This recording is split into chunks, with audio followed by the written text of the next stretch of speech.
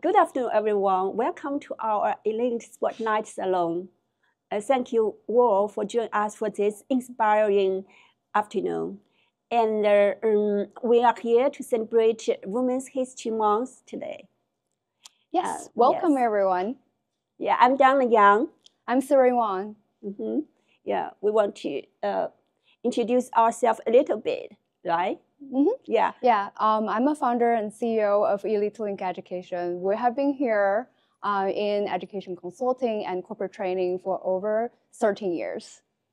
Yeah, we know Siri is recognized as the Forbes leaders in international consulting, and she shares stage with U.S. Former First Lady Michelle Obama and Laura Bush. So she should have a lot of stories to share with us. There are some interesting stories. Because today we're celebrating International Women's Day. And as a woman in business, as a woman in education, we do have some very interesting story for me, for myself. There is an aha moment I do want to share with you guys quickly. So 14 years ago, when I started my business, I don't want to tell people I'm a CEO. I don't like to tell people I'm a founder. I like to tell people I'm a teacher. Why? I don't feel confident enough as a woman to tell people I'm a founder of a company. However, one day, before I share the stage with Michelle Obama, my mentor took me to a conference room and showed me 12 clips of different female founders and CEOs. And he asked me, what do you feel about all these women leaders? How do you feel? And after I watched all these clips of their speech, their self-introduction, and their stories, my conclusion was they're different. Each single one of them as women leader are so different. There's no stereotype as the strong lady look. They can be soft, they can be gentle, they can be smart. They're themselves. That's how I feel. And that was the aha moment for me as a woman in business, thinking I can just be myself. I don't have to act like a stereotypical, strong, successful woman to be confident enough to say, oh, this is my business. And I think that's like a powerful moment for me, and I want to share that story. Thank you. Yeah, I'm a media woman, and also I'm entrepreneur. I think everybody know in media industry, it's not easy. It's very hard and simple and dry role.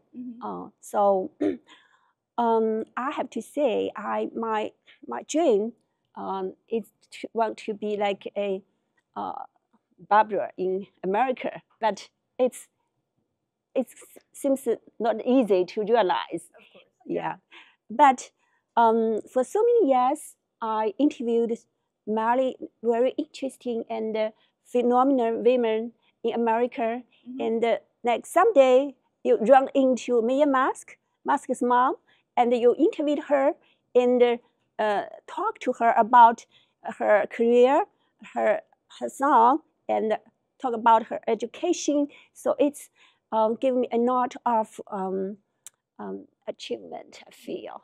So I feel so happy for my career here. And so I just want to say one word. What didn't kill you will make you stronger. We're lucky enough to have two excellent speakers share the stage with us. I want to introduce May first. So right now, she's current role, she's a board member of Elite Link Education. So she's my colleague. She's also a professor at Columbia University, teaches economics. I can go on and on about her resume, very long. Like when I first met her, I was just a little bit jealous about her lifestyle because at the moment she was retired. And her life is just look at air flight ticket tomorrow. If anywhere is nice, she will just fly there. That's her lifestyle. And I'm lucky enough to have her on board to my company. And there are just so many amazing things she achieved. So first I want to ask you, so you used to be a Columbia student, and then now you're teaching at Columbia. So what is your role like with the school, with your education and your career path? Wow, my career path. Let's start with that one. It'll be easier. So I did undergraduate at Northwestern, and then I worked at Goldman Sachs. Then subsequently had an entrepreneurial stint before going to Morgan Stanley, and then from Morgan Stanley got a job at a hedge fund, and then it was 2008, Lehman Brothers crisis, very intense.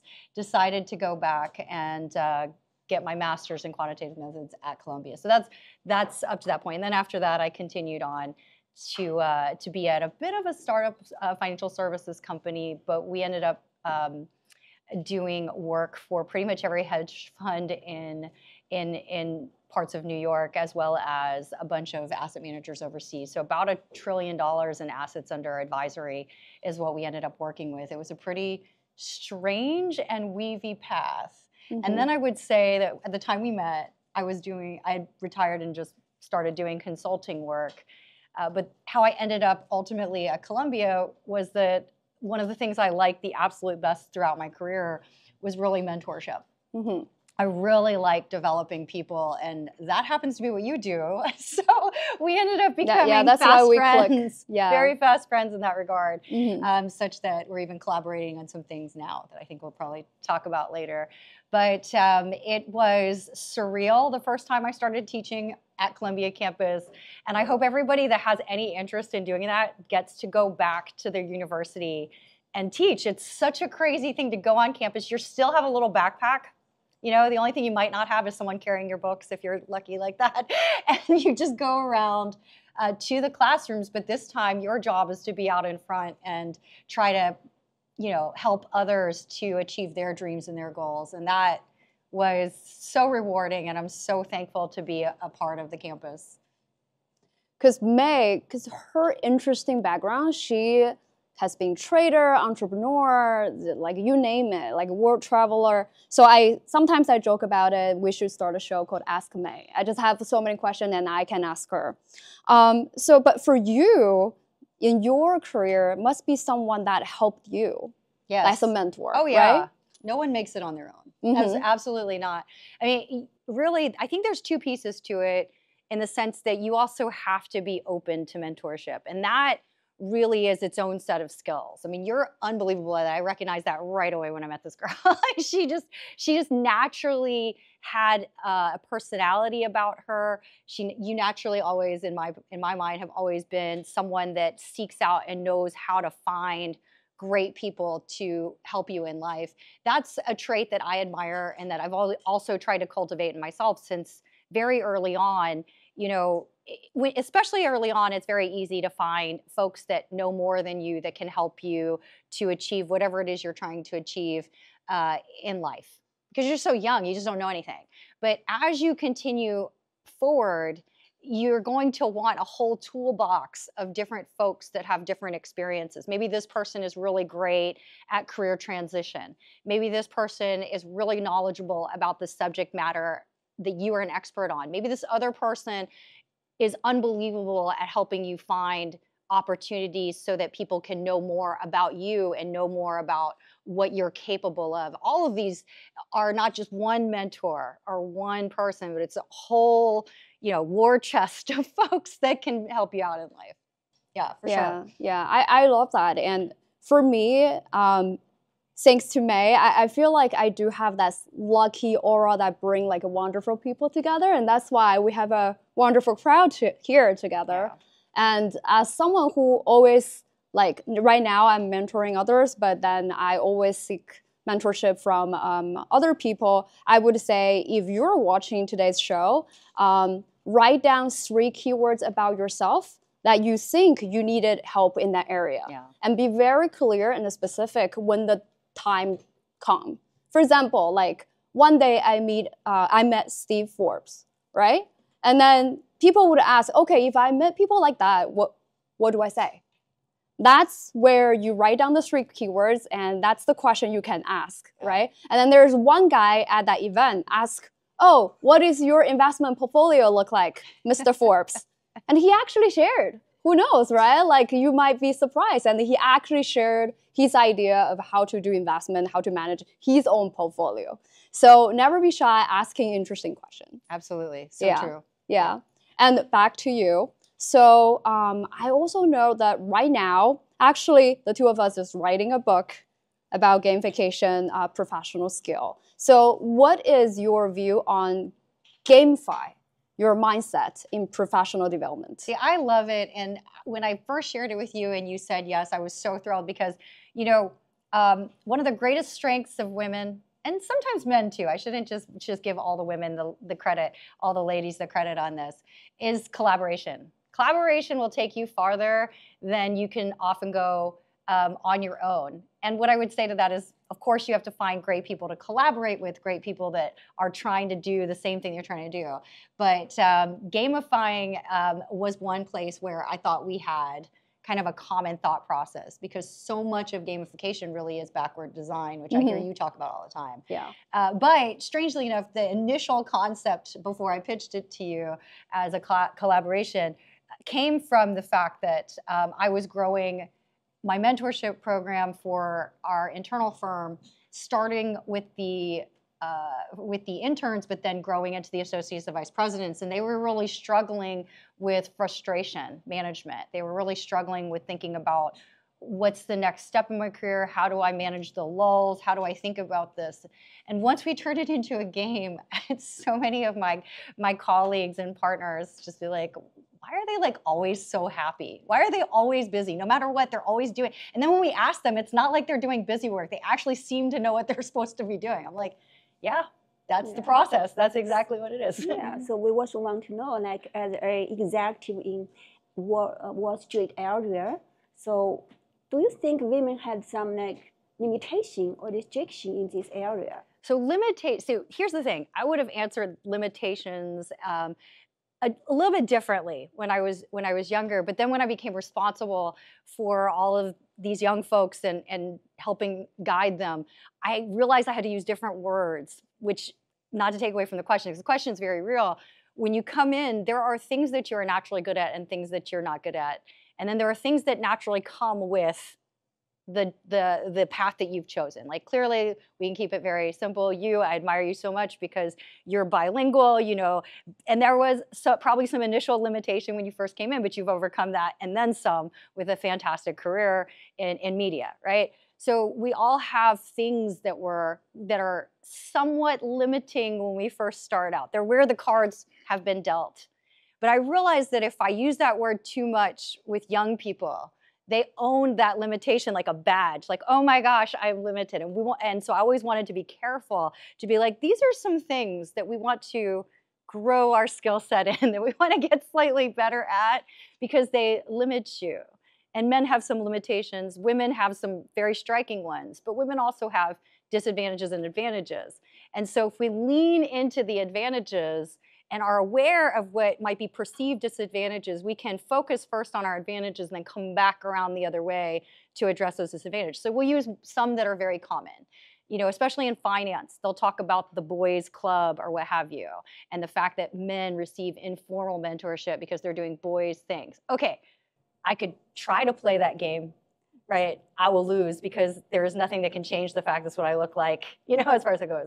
But are there maybe some other things that a woman can do that a man cannot? And let me play that game first. Yeah, and so then like women like water. Yes, absolutely. They can change disadvantages to advantages. I totally agree. Couldn't agree more. And I know you've done that. I know you've done that. So that's where we go with it. Acknowledging fully, though, I would say that the one thing that can be a little bit of a disadvantage and a challenge is that there aren't that many women in some careers, you know, let's say technology, very male dominated. It might be harder for you to find a woman that is naturally navigating the stream in this very seamless way versus if you're trying to find a male mentor that can help you navigate. And I do think that as a woman, you may want to find both female and male mentors, but your female mentors are probably much more articulate and have much more firsthand knowledge on how to navigate certain elements of the water that we're trying to flow through. Yeah. So, do you think like women always be like sensible and sometimes we feel weak. Do you think women really feel weak in their emotion or sometimes in their thinking? I think of it as a yin and yang, right? So that could be both a strength and a weakness. So if you're very empathetic, right, you do want to learn emotional control. That's emotional control, male, female. It's a thing, especially as the situations get more complex. When you're young, some people just naturally have emotional control. Some people really don't. Okay, we got to grow that skill set. But it turns out that as you get better at that skill set, you're just going to end up in situations that require more emotional control. So there is no getting around the skill of emotional control. Now, the folks that have difficulty with emotional control typically are very empathetic. And that could be an advantage. We just have to learn the other side of being able to actually manage that advantage. And everything, I think, is a lot like this in life. Yeah. There's something, I think everyone, no matter women or men, there's some parts deep in our heart, we feel like that's a disadvantage of ourselves. Everyone is different. Some people think it's their personal image. Some people it's the way they talk. Some people think, oh, I'm too young. Some people think, oh, I'm too old. Some people think, oh, the way I look, I'm not good at talking to people. And that mindset sometimes sort of like interrupt us to better showcase ourselves in the world. So I would always, like you guys talk about, change the disadvantage into an advantage, right? Like sometimes student approach to me is like, I'm too young. So when I interact with people, I don't think I can add value. What value I can add? But I said, you're young. That's the value. Share your perspective. Yeah. And then if you have time, offer your help, right? And show differentiation. Yes. Absolutely. Yes, different perspective. And sometimes their mom comes to me, it's like, oh, if I go to a work event, I've been stay home for a while, I don't know how to interact.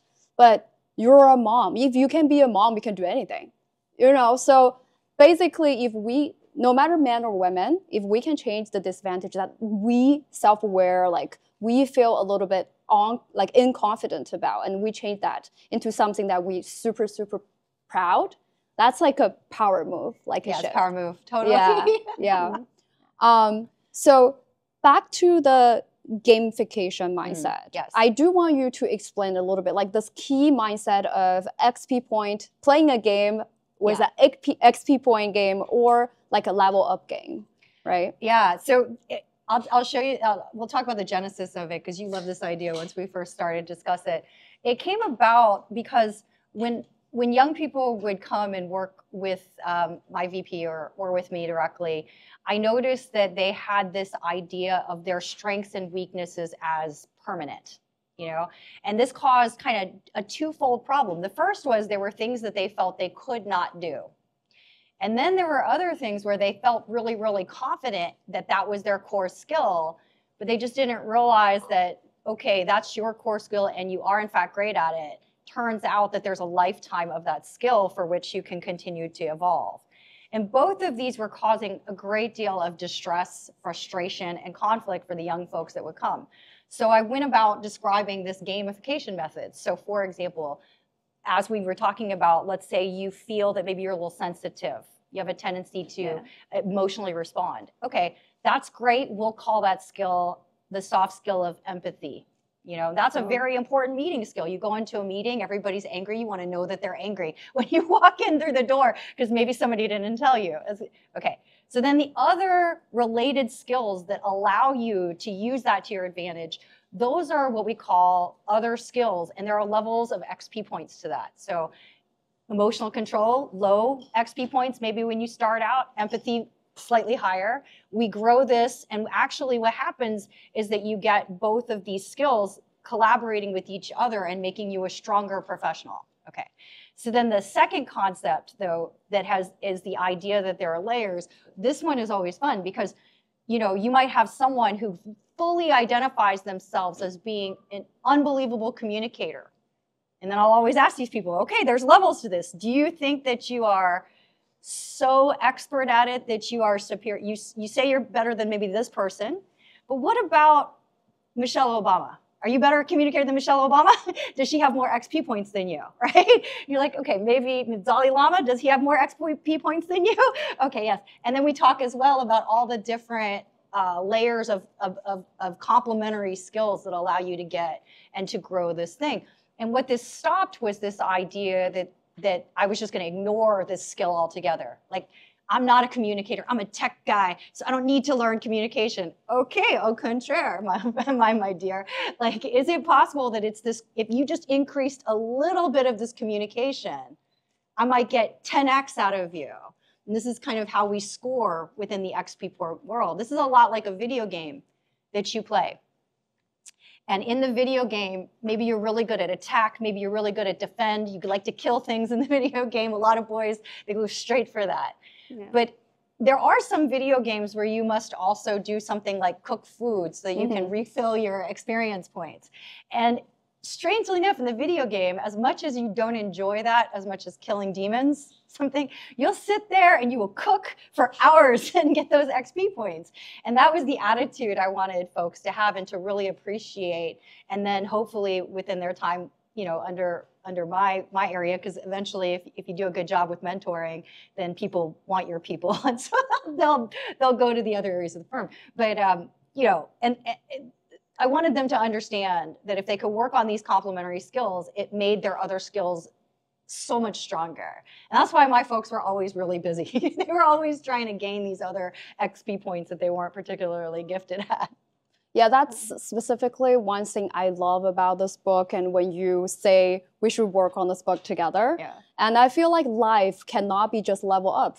Absolutely. How many levels do you want to be up in life? I mean, at a certain point, you feel like, okay, where to go, right? But when you have that mindset of the life is about gaining fun, interesting experience, and each time I want to make a full use of it, so that you will have more fun. Yeah, absolutely. Like, you've had so many lifetimes, even you're much younger than me. Like, you had 2 or 3 lifetimes already, I feel like, as far as it goes. That made me sound like an elf or something, but okay, I appreciate that. Yeah. From translator to businesswoman to all these different lifetimes already. Yeah.